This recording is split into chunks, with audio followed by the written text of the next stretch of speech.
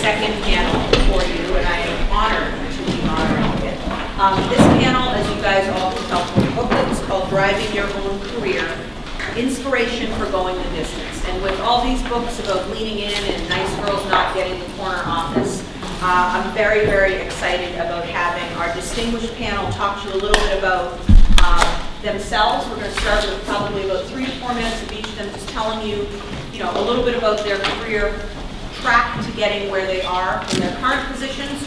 And then I have specific questions for each of them. We're going to do it a little bit differently than the first panel, where I'll be sort of spicing it up a little bit.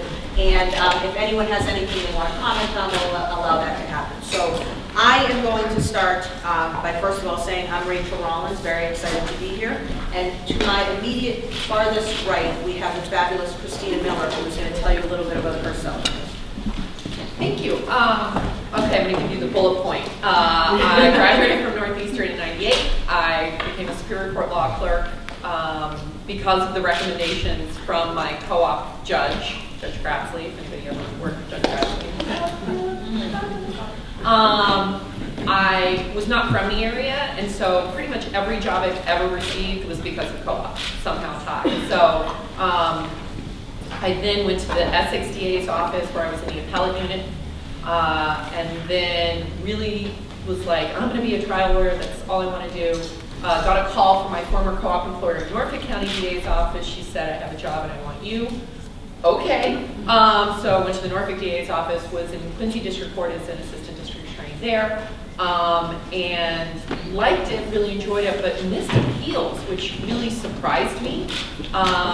But there was an opening in Suffolk. I had co-op there. I always kind of wanted to get back there. So I took it, and then, and I'll talk a little bit about this later, while I was on my way to the Attorney General's office, they offered me the current position that I'm in now, which is the Chief of District Courts and Community Prosecutions, and I can tell you a little bit about that. Some very amazing shoes that I filled with Andrea Cabral being the former. I couldn't know how I could ever wear those shoes, and we can talk about that. And so I've been there in this position now 6 years. Excellent. And immediately to her left, is that right? Yeah. The next person is Jennifer Hoenig, who I work with at Bingham McCutcheon. So tell us a little bit about your path from graduation to where you are now and what the position is. Can do. I graduated in '04 for Northeastern, and I summered at Bingham McCutcheon and went in after the fall after graduating to their banking, commercial, and structured finance. Did a lot. I was all on the corporate side, business transactions. It was fascinating. I really thought at the time that I was going to stay there. I was going to make that career. I was going to make that my life. I was going to become partner. I ended up leaving after 2 years. I became pregnant with my first child. He was born 12 weeks early. He had many special needs at the beginning. He's 6 now and he's doing great. But it completely derailed all my plan, my favorite plan. I ended up having to stay home with him much longer than I would have ever anticipated that I was doing, and it completely threw me out of my comfort zone because I never really saw myself as a stay-at-home mom. But that's where I was, and I learned a lot about myself in the 2.5 years that I was at home with him. I then went to work for part-time for a solo practitioner in Danvers. He was just bringing on someone. He was beginning a major trial for him, and I picked up most of his other client matters. That ended up turning into another 2 years. I became pregnant again, did a little better with my second pregnancy. My second son was just born 6 weeks early. He was only in the NICU for 1 week, and he was doing fine. But I knew at that point that I really enjoyed that, being at home. I really surprised myself with that. So I left my job working for the solo practitioner and was home for about a year. And during that time, I met another woman, attorney, mom. She's now a mom of 3 kids. At the time, she was a mom of 2. Her name is Shayla. She's actually here right now today. And she and I started talking about going back to work. We both had the itch and thought, hey, they're doing this thing in the Midwest called job share. Maybe we could put something together and find a job together. And that's exactly what we did. And I'm now a corporate attorney at West Hill Technology Counsel, which is in Beverly. It's a boutique law firm, business. We do pretty much the gamut from start to finish for business clients, particularly in the tech sector. Excellent. And Lynn Girton, can you tell us about your path since leaving Northeastern and what you're currently doing now?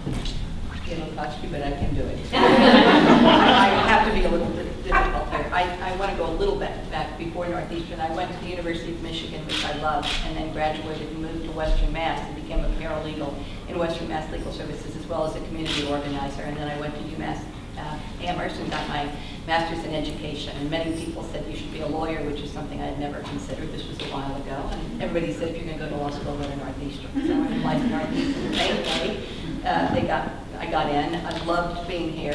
What I learned from the first year is my partner and I and a friend sat in the back row, didn't open our mouths the first year. And at the end of the first year, everybody thought we were brilliant. When I'm in meetings and have no idea what to say, I sometimes think, just smile. I was determined to do legal services. It's the only reason I went to law school was my interest in poverty law as well as women's issues and civil rights issues, and there were no jobs in legal services. A familiar sign is. So I worked at one of my last law offices, Hoenig and Elliott, a great firm, but it made me appreciate that I didn't want to be a firm lawyer, and I probably didn't even want to go into private practice. So I got a job at Greater Boston Legal Services as a staff attorney in the employment unit. I was promoted to become a managing attorney in both the employment and welfare unit. And then in 1996, I was asked to be chief counsel at Volunteer Lawyers Project, where I've stayed since then. And I live very happily with my partner of 45 years, and we have 2 daughters who I adore. I won't tell you about the dog, but she's got issues she'll be glad to.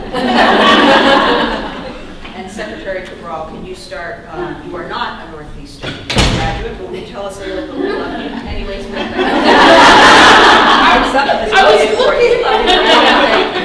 was looking at everybody else's name tag and they all have a year. I mean, I did have a year. I went to Suffolk. Your year. Thank you very much. And I won't tell you what year. My first job out of law school was as a staff attorney doing bail appeals for pretrial detainees at the Suffolk County Sheriff's Office. So returning there some 13 years later as the sheriff was a blast. and quite a surprise to a number of people that I had the pleasure and the displeasure of getting to know when I was a staff attorney way back in the days when there weren't very many women who were attorneys, and there were far fewer women of color who were attorneys, and even fewer women of color who were attorneys that did not have a problem speaking their mind. So going back as sheriff was kind of a very much a full circle kind of thing. That's not the reason I took the job. But I actually was only a staff attorney at the sheriff's office for about 11 months because my goal had always been to be a prosecutor, and I was hired by Scott Hochberger to go to the Middlesex County DA's office and be an assistant DA. I was there for 4.5 years, and then Scott ran for Attorney General and won, and I went with him to the AG's office. I was there for 3 years. I actually did tort cases for 1 year. I consider that my lost 365 days. And I also did civil rights cases and police misconduct cases for the other 2 years. And then Ralph Martin became DA in Suffolk County, and I went to work for him, and I was there for 10 years. I was his first chief of a domestic violence unit because it was actually created in 1993 in that office. And I did that for about 4.5 years doing felony domestic violence cases, indicting them in Superior Court, and then became chief of district courts. And Krista is being too modest because she is an absolutely fantastic chief of district courts. Her students would come and see me every single year when I was sheriff, and it was always a pleasure to host them, but she's absolutely magnificent, both in terms of the value she she infuses them with. It really is an infusion, but also in terms of the practical stuff that they learned from her. But I was chief of district courts in Suffolk County for about 5 years. And then simply sent a resume and cover letter. People don't believe this, but sent a resume and cover letter to Jane Swift, who was the acting governor, saying I wanted to be sheriff. And got an interview, and that led to another series of interviews. She appointed me. I was under an appointment status for 11 months, and I had to run for the job in 2004. I did that and won, and apparently got a few votes. Okay. Right? I don't regret it. And then ran again. Thank you very much. I'm glad I didn't disappoint. And then I had to run again in 2010, and did that, and then left in midterm, basically, not even actually midterm, because I left in the beginning of 2013, to become the governor's cabinet secretary for public safety, because I like the governor very much, and I think he's the first governor we've had in a long time that actually understands the work of government and seeks to govern. So I'm going to stick with him until he leaves, and then I have no idea what I'm going to do. Well, we're going to come right back to you. I'd like to start with a question, Secretary Cabral. If you could describe for us, you've had a lot of different fabulous jobs in the state. A turning point in your career that drove you to where you are right now, or multiple points of view. I had a consistent turning point, just in the fact that I was incredibly fortunate to come from a very supportive family, both mother and father, and particularly my mother, because I'm female. So my consistent mentor throughout my entire life, and the person that set the standard for me, was always my mother, and taught me from a very early age, without making me feel guilty about it, that if you are given much in life, you owe much back. And that was a really good lesson to learn as a young person. I didn't fully appreciate it until I was in my 30s, but it was still a good lesson to learn as a young person.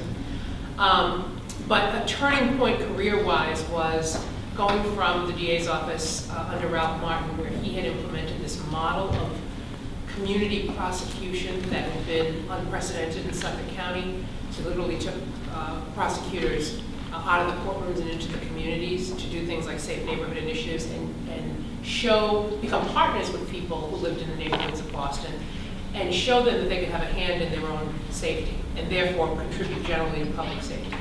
And I internally with all of his employees, and when I sought the job of sheriff, it was because I wanted to see if I could take that model and create something myself within a system that was even more dense and more out of public view than the prosecutor's office had previously been. And so that was the turning point in my career, was realizing that you can take on the biggest job you think you can never complete, and you can actually get it done in just a few years. If you surround yourself with people who are talented and committed, and you let them be who they are, and you macromanage and not micromanage, you can actually get it done. So that was a big deal for me. Excellent. And Lynn, you do a lot of work in the community. Hearing about community prosecutions and all the work that you do, what have you done to sort of nourish your own career while also making sure that you are being a community advocate? We didn't talk about this before, but I'm going to say much this. I suspect you're going to hear the same thing tonight. The question could be read to imply that there's a tension between nourishing your own career and being a community advocate or an advocate on behalf of disadvantaged populations. I don't see it at all that way. My work, I mean, it was funny when I read the brochure of this conference, which I was thrilled to be a part of. The whole notion seems to be, how should you be strategic about your career? And I thought about my career, and my thought was, that would have been interesting had I been strategic. I wonder what that would have been like. Because, a whole new approach. But for me, it's always been doing about work that I love, and doing it on behalf of people that I like to think I've moved the ball a little bit for. And that's been the guiding force. So when I think about, in my view, there is no tension between how I nourish my career and how I do that work. In fact, the work is exactly what nourishes my career, but more importantly, nourishes my soul. So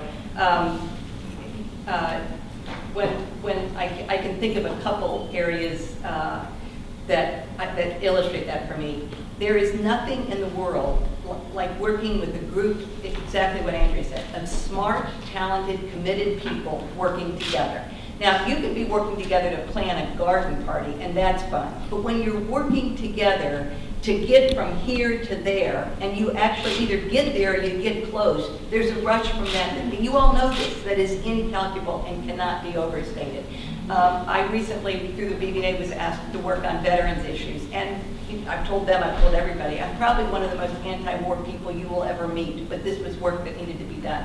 And I did it. And what I learned about that is I had people calling me and saying, I care about this population, they're coming back, they're going, they're in very bad shape. What is it that I can do? And I just had this unbelievable coalition of people that wanted to give. So those kind of activities, you absolutely, you can't beat it. Jennifer, hearing that Secretary Cabral, for example, kind of took the bull by the horns or sent a cover letter and a resume when people say, are you kidding me? And, Governor James Swift read it, which is wonderful. Thought it was, well-written and had she's clearly had an amazing career path. She was proactive in that sense. And hearing that Christina Miller, for example, was on her way to the Attorney General's office and gets a call from someone saying, no, you don't, we'd like you to stay here, because I almost fall backwards. I have not been drinking today. But with you as a sort of, newer lawyer, you have this great idea and you go and pitch it to a firm or a company. And how did you do that? I mean, first of all, what made you think that you could? And what did you say in that interview to say this is why you should try something completely new that you probably don't do at all, and why me and her are the perfect two people for you to hire? Well, as was mentioned in the last panel, there was a question about whether or not the panelists felt that we were still breaking barriers or if there was more of a level ground, and it seemed that most of the panelists agreed that we're still breaking through barriers and still kind of an old school, old network. Well, I had a similar experience when I was networking in between my children. I kept talking to people and going area firms. I live up in Andover. I knew I probably didn't want to come back down to Boston. It was just too much time suckage in terms of the commute. So I had met with an attorney who was a partner in a firm up in Andover, and they also have a firm in New Hampshire, and he actually brought up the idea of, you know what, I don't have time to bring on, more than one part-time person that's going to fill a full-time position, but I'm having a hard time with the whole concept of I can't go and see someone in the office when I need them. And I'm thinking in my head, oh, geez, seriously.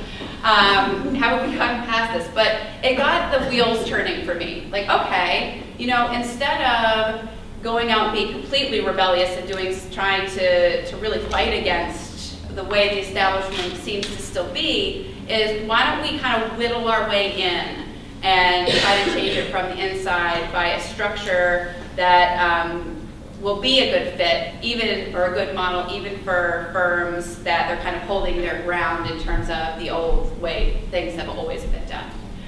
So that's what got the wheels turning there. Shayla had been practicing in the Midwest, so she kind of knew the structure a little bit about the more traditional job share model, which is you have two people who pretty much do the same job, share the same clients. You might overlap one day a week so you can share what's going on, but otherwise you're just someone, there's always somebody there and you each know exactly what the other one is doing at all times. We knew that probably wasn't going to be the case in the end run. It was going to be more of a non-traditional job share structure. So we decided to take a few months and we would meet we met quite a bit, and we came up with our own kind of business plan, but unlike Jackie's where she went to Barnes & Noble and got the book and actually drafted a plan, ours was notes, iPad. It really was kind of here and there what we put together. But we made sure that we wrote down kind of what our values were, what our talents were, what we were good at. Shayla's an IP, has IP background, and I had the kind of business, acquisition, finance background. We were learning more about each other and how we would be a good fit with each other. And also we were talking about the money side of it, and I think that's really important as well. How much we were worth in dollars, how much we wanted to ask for. And that's really difficult, I think, for women to do. is to appropriately value what your dollar sign worth is. So we said, well, what are the 4th, the 5th, 6th year associates down in Boston making these days? And from there, we just kind of cut it back. So we actually had some numbers as well to kind of start with our pitch. And then we got in touch with people that we had networked in the past, firms in the area. She and I had both gotten in touch with Louise Kennedy, who is the firm owner and principal of West Hill Technology Council, where we are. She and I had independently met with her in the years past, so we got in touch with her as well. And really, the curiosity factor a lot of times got our foot in the door. People were interested. Even some of the, I'll call them presties, were interested in what we kind of had to put forth. And it was an interesting process. Best interview ever, because when I would start slipping up and what I had to say, and my brain was going faster than my mouth, Shayla would just pick up. And we always had someone to answer the question. We had good answers, so it ended up worked that part, the pitch part, and it was a lot of fun. Christina, I heard when you said, you're on your way to the AG's office, the person that called you that said, I want you, was a woman. Is that accurate? The person that said, When I was in Essex going to Norfolk, yes. So you've had, I want you to talk a little bit about turning points that drove your career. But in the earlier panel, people were talking about sort of women needing to make sure we do more for women. Can you tell me a little bit, and again, hearing Secretary Cabral, my dad is one of my biggest advocates with my mom as well. And a lot of the opportunities I've gotten, men have opened doors for me. I know in my position now, I try very hard to open doors for everyone, but particularly for women and people of color. Can you tell me a little bit about who's opened doors for you, and what are some of the turning points that when the doors were open, what you did with it? Getting this position in the first place, I had met with Attorney General Coakley, who I have an amazing respect for, and we talked salary. I had a starting date. They were starting to assign me cases. They wanted me to sit on a panel. I was like, oh, this is exciting. And the lesson I give to you is write a good resignation letter. I wrote a resignation letter to, I was also hired by District Attorney Ralph Martin, and then stayed on with District Attorney Conley. I wrote District Attorney Dan Conley a letter saying, I don't want to leave. I love prosecution. I love my job. I love what we do here. The communities we serve, case by case, and how we really treat the rule of law. But I'm topped out, and I need leadership. I want leadership. I have been very involved in bar associations, but I wanted more. I just wanted more. And I, thank you for everything you've done, and goodbye. And a week before I was supposed to go, I got a call from our chief of staff, John Cole, who's like the principal. Like when you get a call from him, you're like, oh, what did I do? And so I'm like, I don't think I sent any appropriate emails. I had no clue. And it's not a job that you apply for. It's just. And he presented me with this, and I just totally, I was 35 years old. I, still felt young, even though I probably wasn't, but, and I was like, this is it. The hardest call I ever had to make was to the Attorney General to tell her.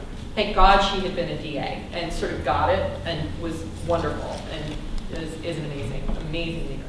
But then I thought, wow, filling the legacy that Secretary Cabral had left in this position was exceedingly daunting and really exciting. But I'm the only female lawyer in the executive suite, surrounded by older, men, and really brought some amazing challenges.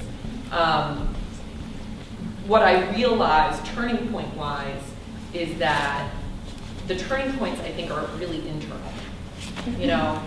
There are external manifestations of being offered whatever, being given some award. There's sort of external validations, but the turning points that other people help you, bring you forward and say, okay, here's your shot. They're internal. It's, I have the confidence to do this. I can rise to the occasion. Yeah, so I'm sorry, that's probably a little off the question, but it was a former Northeastern grad, Jean Marie Carroll, who's now the first assistant in Norfolk DA's office, who gave me the opportunity to be in district court. Had I not taken that opportunity, I probably wouldn't be chief of district courts because I wouldn't have enough district court experience. So, my path has been, very winding, but it has been those people who just made the call. I put it out there. This is what I want. I want leadership. I want to be a prosecutor. I want to help people. I want to be a manager. And then it's like, I hate sports analogies, but I don't think fishing is a sport. You sort of cast your net, cast your line, put it out there, and just see what comes back. It's not always on your timing. You really don't have control of that. So I would recommend just letting go of trying to control that. But I find, particularly as Lynn said, if you do what you love, and I love what I do, that what comes back to you will be good. Secretary Cabral, well, many of us watched with the terror attacks. I know for me, seeing my former boss, Carmen Ortiz, and you on the screen with about this many men around you, I just was so happy that there are powerful women in our Commonwealth that are, and I think maybe twice as many of the people in this room men. But the point is, sometimes women we can be wary of having power. Are you, and or were you? And then what have you done with all the power you have to use it productively? All the power I have. You were. Really. Well, the first thing I would say is you have to make sure that you're not trampled to death by the stampede to the microphone during the press conference.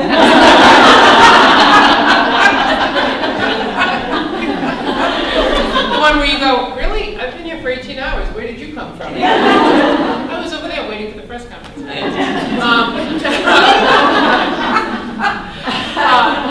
No, but that actually, in some ways, is actually relevant to the question that you asked. And every person has to figure out exactly what it is that they want or need power-wise. I'm not somebody who craves it. One of the reasons why I didn't, I chose sort of not to run for mayor beyond my commitment to the governor to remain with him for 2 years is because I being elected to me was just a means to an end. It was a means to getting to do the job the way I wanted to do it, in the unique circumstance of having a 6-year term where I knew that if I ran and I won, I would have enough time to get done what I wanted to get done. That's the purpose it sort of served for me. And so you have to, every step of the way, whether you're in a private law firm, whether you're in a CFO somewhere, or you have to gauge for yourself the amount of power you need to get done what you want to get done, and you have to ask yourself whether or not you're comfortable seeking, attaining, and sustaining that level of power, because there's going to be competition when you seek it, there's going to be competition once you have it. You will always hear footsteps. Someone will always have what you want, and you're going to have to be pretty vigilant to sort of sustain it and maintain it. And that, I think, is just a very, very personal decision. For me, any level of power that I've attained has always been because it was going to bring me closer to the goal that I had set for myself professionally. And that, as a career in law enforcement and public service, has always been, how do I get this thing done for this group of people? How do I get the budget that I need in the sheriff's office for the things that we want to do here?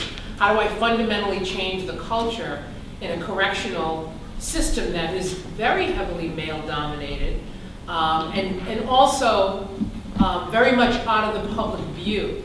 So the transparency that one would need to help bring about the culture change wasn't there. First you have to open those shades and those doors and get the sunlight in, then you've got to simultaneously figure out how you change hearts and minds to want to do the job differently, and also recruit people of different perspectives, different genders, and different backgrounds to infuse the culture with the level of outside the box thinking that it needs. The best analogy is trying to fix the engine of a car while you're driving it. But if you can do that, you can hop in and ride it forever. So I'm just saying, it's about figuring it out. Don't seek more power than you feel that you need just because others around you are seeking it, but use what you have to the best of your ability and make it work for you. And you will end up being more powerful than those that are constantly craving that next step, because you're focused on what you have and what you have the ability to do right now. Somebody that I've always looked at as having balance in your life. Now, whether you think you do or not, I can tell you from the outside that I think you do not only a wonderful job at your job every day, and I've worked with you at Bingham & Cutchin with all of the pro bono work we did with volunteer lawyers, but also in your personal life. And can you share with us any one person in your life that has given you either career or life advice, or if you could give us some career and life advice as well, about the balance that you've struck and that's made a difference in getting you kind of to where you are in your life and career right now? Yeah. You know, when I think back, there have been so many people who have been that one person that there, in fact, isn't one person. There's just a wonderful constellation of people, many of whom, most of whom were women, and there were a few great men who were wonderful in my lives. And when I think, in my spare time, I love reading. My work is much more management now than it is the practice of law, and I ironically find that I love management for some of the reasons that you expressed. It's like you start here and you can get here, and the challenge is to figure out with the people you've got, how is that going to happen?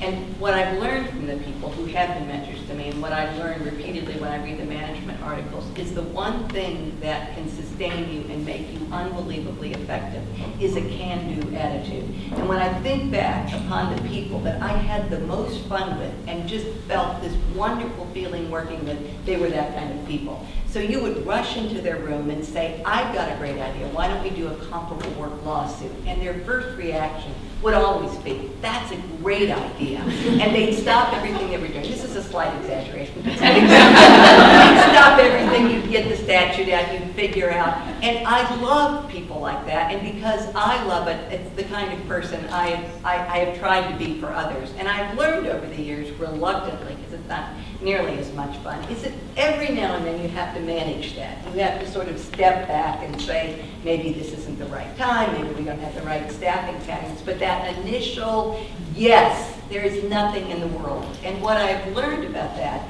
is what you get from that is unbelievable work when you've got a team working around that, but you've got a dedication to the end product that is unmeasurable. And what you end up doing, and this I didn't get, I have all these lessons retroactively. I didn't get any of this earlier. What you also get is a huge amount of loyalty to you. And that's just that's the casting the net. You put it out there, and then it comes back, and you think, I wasn't even looking for that, but I got it. And then the next question is, and now what are you going to do with that? So. And Jennifer, you mentioned something about sort of figuring out how much you are worth, the money side, right? And I tease one of my best friends. I feel like a lot of women look in the mirror and say, like, I need to lose weight, and I'm not. I have the opposite. I'm like, girl, you look great. Mirror's like, no, you don't. And so for me, I'm not saying I would go walk in and say, like, I'd like my salary to be, 300, 400,000 starting part-time. But, we unfortunately as women sometimes are the opposite. We say, like, well, wait a minute. $22,000 maybe, how did you come up with a real number, a concrete number of what you were worth? And did that make you happy? Did it make you sad? How did you feel when you looked at that number on a page? I felt that the number was high. I was in the category You're of worth women it. that I was kind of devaluing. I was thinking, okay, well, sure, if I had been practicing for the full time since I graduated, maybe I'd be worth that much, but I'm not. And that was just being able to work with someone else, work with another woman who had also taken some time off, is we had some good gives and takes and strengths that we built off each other. And one of those things was Shayla really kind of drove that number. She was getting the information from, we kind of both had a sense of what mid-level associates were making down here. We knew we were not going to ask for that. We went a little bit under, no. But we had an idea of what they were making, and we came down a little bit below that.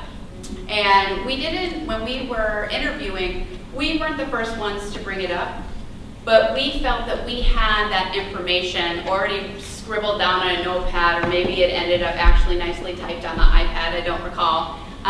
So that when we got to the point of talking about how the money, how our pay was going to work, that we would have our own starting point.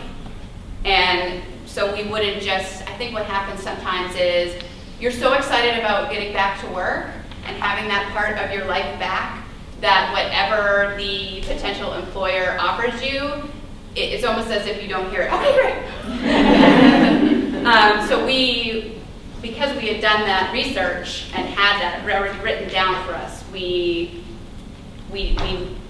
it was going to help us not do that. Great. And Christina, sort of the same question I asked Secretary Cabral. Hearing you say that you're the only woman in the executive office, right? Lawyer, female lawyer. So when you walk in those meetings as the only female lawyer, again, whether you believe you're powerful or not, do you feel like you've sort of leaned in with respect to all the opportunities? Do you think there have been some times that you've maybe not put yourself in when there are, and not all men are like this, but I think generally, I know in my career I've seen people where I'm like, oh my God, I could never apply for that. And then somebody's like, I didn't even go to law school. I go,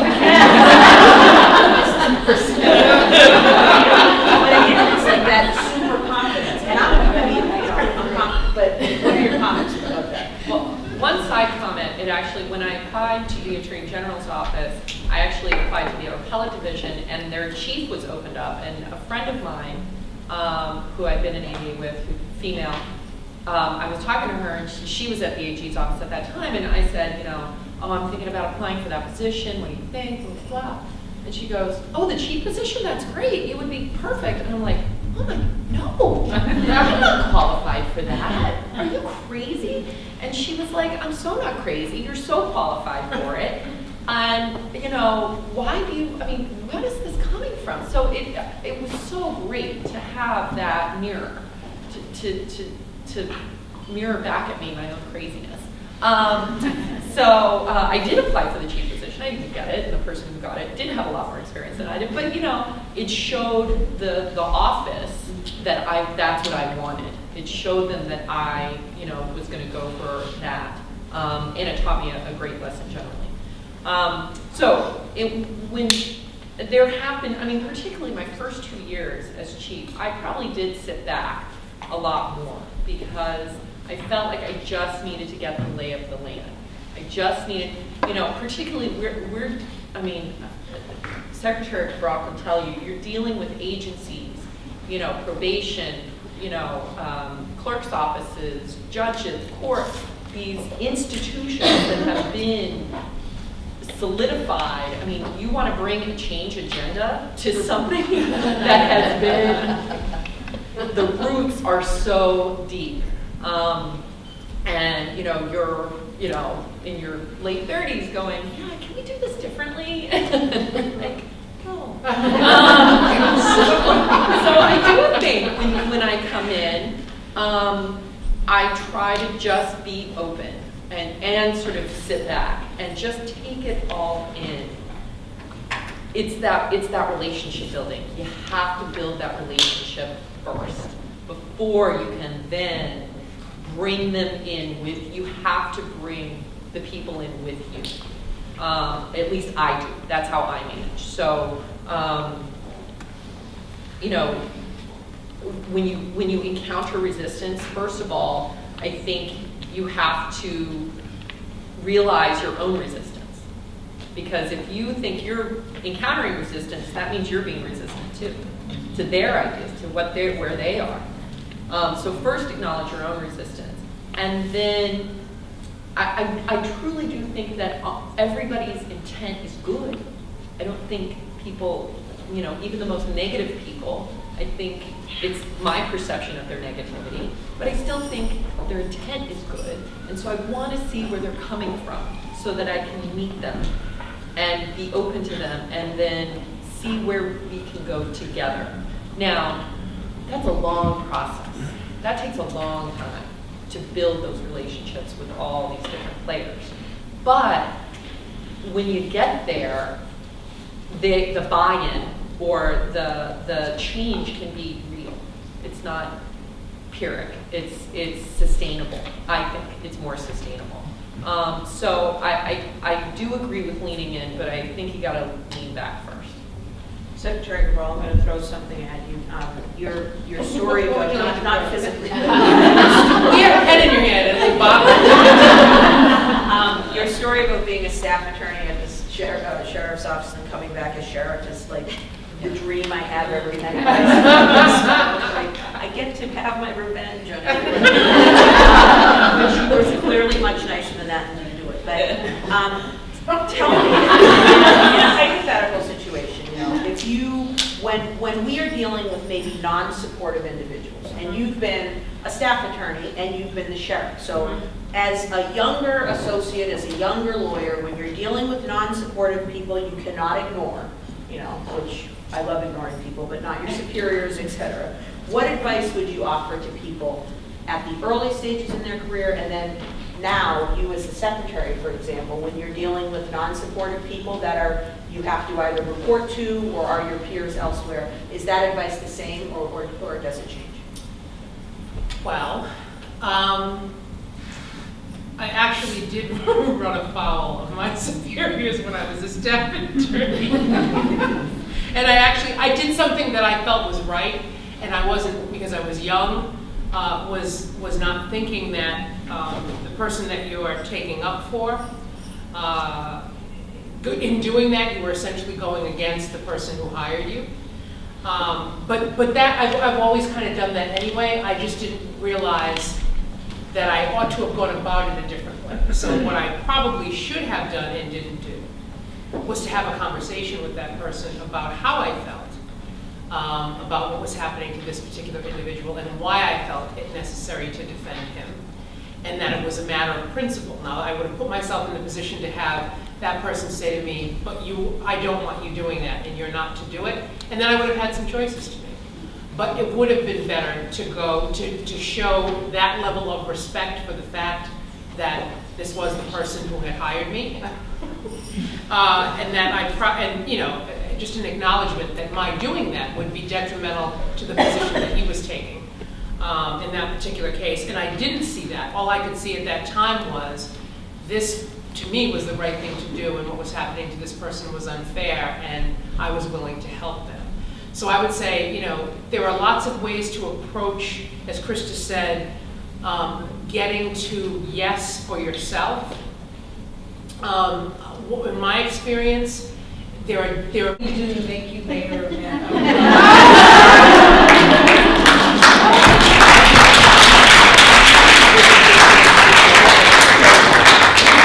Here's what you could do. You could change it from an elected to an appointed position and give it to me for life, which is essentially a dictatorship. Probably is not gonna work. I appreciate that very, very much. Thank you. I really do. I really appreciate that. It's just, I can't see myself doing it. It's at least not right now. Well, you never say never, because you never know actually what's going to happen. But it's not the right time for me right now. And it's not that I'm thinking specifically about something else, but it's just District attorney. Anyways, thank you so much. Any questions? Go ahead. Thank you all the panelists. It's really inspiring. I graduated in 1991, and the question I wanted to ask you was that, would you be the CEO of Microsoft? It's amazing the talent talent, the leadership talent that we have. And my last job was with Microsoft. And my client group was the Xbox group, which was I don't know if you know about the entertainment and device industry, but they produce this Xbox and all the games. And they also do every 6 months they go through changes. Change management is the big thing over there. And one reorg they had, and Steve Ballmer was standing in front of 500 top executives of the entertainment device, this Xbox group, and they just elected their division president. And he puts up the org chart, and it is all white male in their 30s and 40s. And he gets up on the podium and said, "We want to be the best entertainment company in the world." And everybody's sitting around like this and looking at the chart and said, "You said best entertainment company in the world, but there's no women, there's no, officers of color. What are you talking about?" And I look around the room, and there were about 5%, 10%, the top 500, run. So during the Q&A, actually, I raised my hand and I said, 85% of the purchasing power actually goes to women. Women buy electronics, and 85% of purchasing decisions made by women. And I look around the room, and I only see 5% of senior women in this division. So I'm not talking about, women are smart purchasers, and they cannot, you can't fool them with this, glitzy marketing materials. You have to think about how to build the product from the get-go. So you need the senior software architects to build the product. You need the marketing, people who can make the decisions. You need the business development people who can do, all these things. And he, of course, dodged my, question altogether. He didn't answer my question. But I wanted to raise the awareness. And after that meeting, the women, 5% of the women, came to me and said, "It was good to see somebody raise the issue with the CEO of the company." And what I've experienced in the corporate world is that, I dream of the model that I see at this panel, which is how do we come up with a hybrid model? It's not feminine model, it's not masculine model, but it's something completely integrated, and it's both, right? And as you go through the legal training, and what I learned in my 20 years of experience is that, go through legal training, and we women think top up, neck up. So we can bring all this intellect and we can give the answers, but what I found out is that when you're actually connecting your head and heart and your intuition, which is so native to feminine energy, which we all need, so when we can actually have this three thing all aligned, then we are the most powerful, right? And seeing the leadership, whether it's a corporate sector or government, I mean, if you can drive a car and change the engine, you're fit for CEO, right? And that kind of, leadership is really, wonderful to see. And I want to see this, spread out more. And have you seen that kind of, leadership as you mentor others? Have you seen Does anyone else have any questions? Go ahead. I have a very short question for Jennifer. So when you're coming in to pitch your job, sort of, job, would you? I think it's a great. It's a great idea. Is what I think. And I'm just thinking, if I was sitting across the table from you, interviewing both of you, the salary, would that be split down the middle? Like, do I care? How do you guys negotiate that? And the other part of that is, how do I, as the employer, get beyond certain, how do you say that? If I paid I can't pay you one salary necessarily for two people, so I have to put both in the system. There are all these weird little things that come to play with it. So I'm just asking you technical questions like, how did that fly with people when you walk through the door and say, "Here we are"? And I think it's a great idea, but how do you pay that one salary to two people? I guess is what We did get that very question actually, and it's about the flexibility and being able to really fold the kind of this model around how the work structure is already, but also needing the employer to be willing to really bring it into the fold and have it be something different than what's already there. But in the with the salary structure, yeah, you would be paid differently. So the way that it's actually working now is we're paid hourly, which is easier to do, I think, with part-time.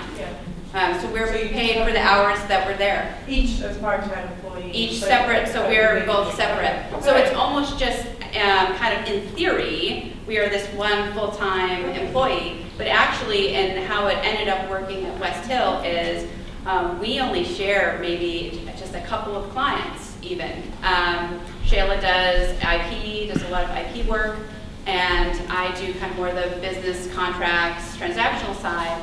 So the way that it has had less blending than I think we thought it would at the beginning, but again, it's just part of that, just kind of fluidity and making it happen and how it's going to fit in the firm. And it may be kind of a trial and error at first as well. So what I'm gonna do is I'm gonna let them each make one or two quick comments. We're gonna give a round of applause, and then Neil's gonna get up and tell us what we're doing next. Christina, what are our parting thoughts from you? I would just encourage you to mentor. If you don't think you can mentor, you're wrong. You can mentor. I don't care if it's high school students, undergrads. I mentor high school students, undergrads, and law students. I just think that is the biggest contribution you can make. And give them, female minority lawyers, give them the confidence that you know they have inside of them. Because if you knew that probably for you, it took someone to give you that, to show you what you had inside of yourself. I know that that was true for me. So if you can provide that to anyone, I think that is the biggest contribution you can make, and I would encourage you to do so. Jennifer? There's a lot of people say that women are hardest on women, and I think that's true in many ways. I also feel that we are the biggest proponents for each other as well, and the biggest fans. And I think we need to take advantage of that more in the legal sector, in the legal realm. And I've been very fortunate in having a lot of women in my career, although it's been fairly short thus far, that have been in a role of, kind of bringing me, mentoring me, and not being afraid, not necessarily expecting me to go through the hard knocks that they had to go through, but wanting it to be better. That being said, I encourage women who are not working in a state of transition to start talking to other women and thinking, hey, maybe we could get together and also make a similar kind of pitch. And particularly for women in leadership positions, to really be open and to start really being very active on different models in your workplace, because they do work. Lynn? I come at this with a slightly different angle. I mean, when I said at the beginning, do what you love, I mean it. And when I was thinking, coming today, when I used to go to women in the law conferences before I went to law school, and in those days, and this was many days ago, Joyce knows what I'm going to say, it was all about how you transform the law to advance the interest of all women. And there's a lot of work that still needs to be done then. And I am totally respectful of the fact that for younger women, it's a whole different ballgame than when I went to law school. But find your passion, do whatever you have to do to support yourself, but don't walk out on that. I know 2 young women graduates, one of whom's working on institutionalizing special ed plans for early childhood education for poor kids, and the other one's starting a human trafficking program. It doesn't get better than that. And even if you're in a big firm or wherever you are, we do pro bono where I work. Bingham and a number of other firms did a lawsuit, you'll love this, that challenged the lack of mental health facilities for very ill and very sick prisoners. The best lawsuit I've seen in a long time. Legal services didn't do that, the big firms. Find your passion, find what you love, and let it drive you. Secretary Cabral? Don't be scared. Or, if you're scared, do it anyway. When we're afraid of things, we think that we're the only ones that are afraid of things.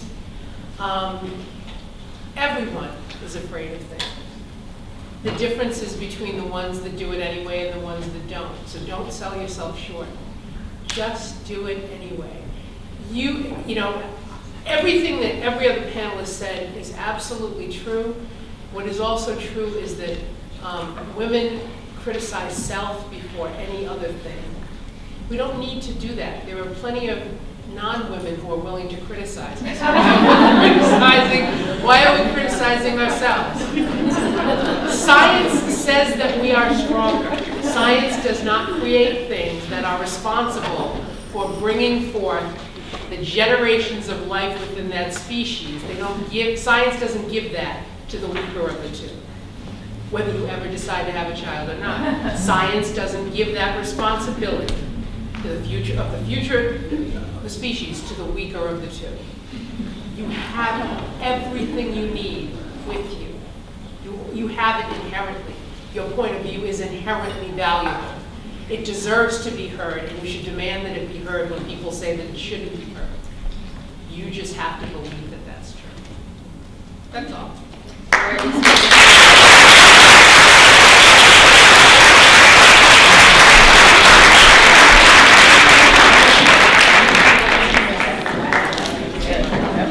Great job.